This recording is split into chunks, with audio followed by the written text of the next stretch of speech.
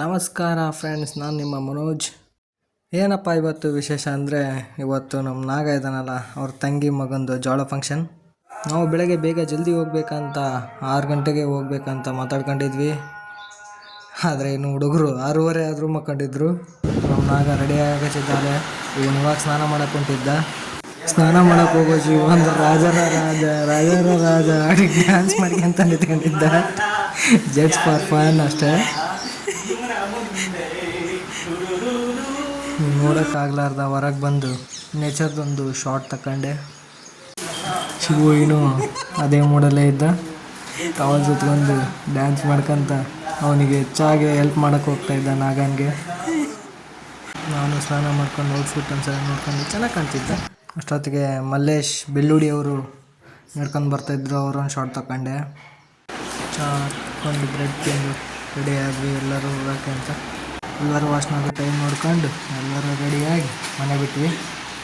ಹೇಳೋದೇ ಮಾಡ್ತಿದ್ದೆ, ಗಾಡಿಯಲ್ಲಿ ಹೋಗ್ತಾಯಿದ್ವಿ. ಅಲ್ಲಿಂದ ಒಂದು ಶಾರ್ಟ್ ತಗೊಂಡು ಹೆಂಗೆ ಕಾಣ್ತಿದ್ದೀವಿ ಅಂತ ನೋಡಿದ್ವಿ.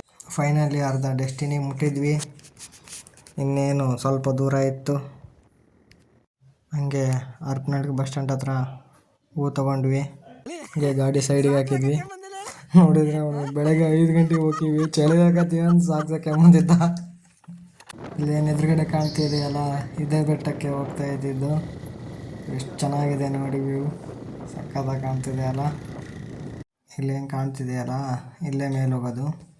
ಗಾಡಿ ಸೈಡಿಗೆ ಹಾಕಿ ಬರೋಣ ಅಂತ ಹೋದ್ವಿ ಮುಂದೆ. ಇನ್ನೇನು ಹೋಗಬೇಕು, ಅಲ್ಲಿ ಬಾಸ್ ಕಾಯ್ತಾಯಿದ್ರು ನಮಗೋಸ್ಕರ.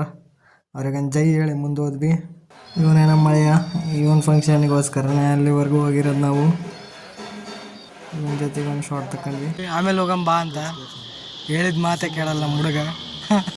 ಹಂಗೆ ಮುಂದಕ್ಕೆ ಬಂದು ನೋಡಿದ್ವಿ, ಇಲ್ಲಿ ನಮಸ್ಕಾರ ಆಗ್ತಾಯಿದ್ರು. ಹಂಗೆ ಈ ದೇವಸ್ಥಾನದ ಹೆಸರು ಬಂದುಬಿಟ್ಟು ಬೆಟ್ಟದ ಮಲ್ಲೇಶ್ವರ ಸ್ವಾಮಿ ದೇವಸ್ಥಾನ. ಇದೇ ಇರೋದು ವಿಜಯನಗರ ಡಿಸ್ಟಿಕ್, ಹೂವಿನಡಗಲಿ ತಾಲೂಕು. ಒಂದು ರೌಂಡ್ ಊಟ ಎಲ್ಲ ಮುಗಿಸ್ಕೊಂಡು ಟ್ರೆಕ್ಕಿಂಗ್ ಮಾಡೋಣ ಅಂತ ಬೆಟ್ಟ ಹತ್ತಕ್ಕೆ ಹೋಗ್ತಾ ಇದ್ವಿ ಮುಂದಕ್ಕೆ.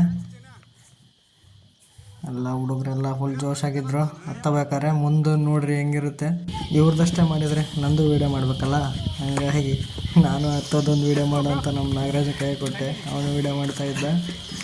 ಲಾಸ್ಟಿಗೆ ಬರ್ತಾ ಇದ್ದಾನಲ್ಲ ಇವನು, ಅವ್ನ ಮುಖ ನೋಡ್ಕೊಂಡ್ರೆ ಒಂದ್ಸರಿ. ಇನ್ನು ಕಾಲು ಭಾಗನೂ ಹತ್ತಿರಲಿಲ್ಲ. ನೋಡಿದ್ರೆ ಎಲ್ಲ ಹುಡುಗರೆಲ್ಲ ಬಟ್ಟೆ ಎಲ್ಲ ಬಿಚ್ಚಾಕತ್ಬಿಟ್ಟಿದ್ರು. ಫುಲ್ಲು ಸೆಕಿ.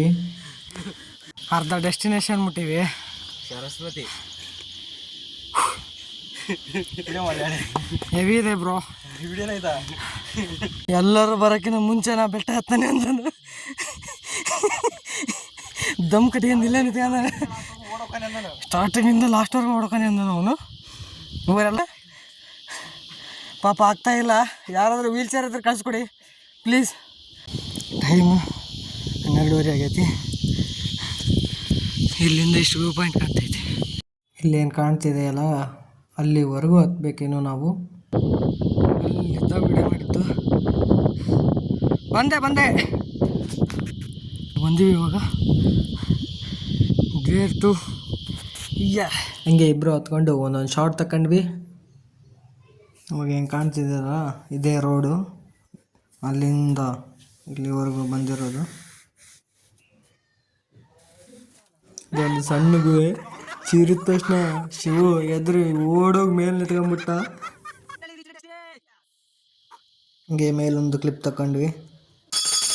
ಇವನು ಶಿವು ಭಕ್ತಿಯಿಂದ ಗಂಟೆ ಹೊಡ್ಕಂತ, ಉದ್ದಿನ ಕಡ್ಡೆ ಬೆಳ್ಕಂತ ಏನೋ ಬೇಡ್ಕಂತಿದ್ದ. ವಾಪಸ್ ಬರೋದು ವಿಡಿಯೋ ಮಾಡಲಿಲ್ಲ, ಸಾಕಾಗಿತ್ತು. ಫೋನ್ ತೆಗಿಯೋಕ್ಕೂ ಶಕ್ತಿ ಇರಲಿಲ್ಲ ಬಿಸಿಲಾಗೆ.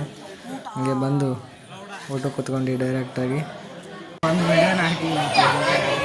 ಸರಿಯಾಗಿ ಅನ್ಕೊಂಡಾದ್ಮೇಲೆ ಹಂಗೆ ಸ್ವಲ್ಪ ಹೊತ್ತು ರೆಸ್ಟ್ ಮಾಡ್ಕೊಂಡು ಹಂಗೆ ವಾಪಸ್ ಊರಿಗೆ ಹೋಗ್ತಾಯಿದ್ದೀವಿ. ಅಷ್ಟೇ ಫ್ರೆಂಡ್ಸ್, ಬಾಯ್.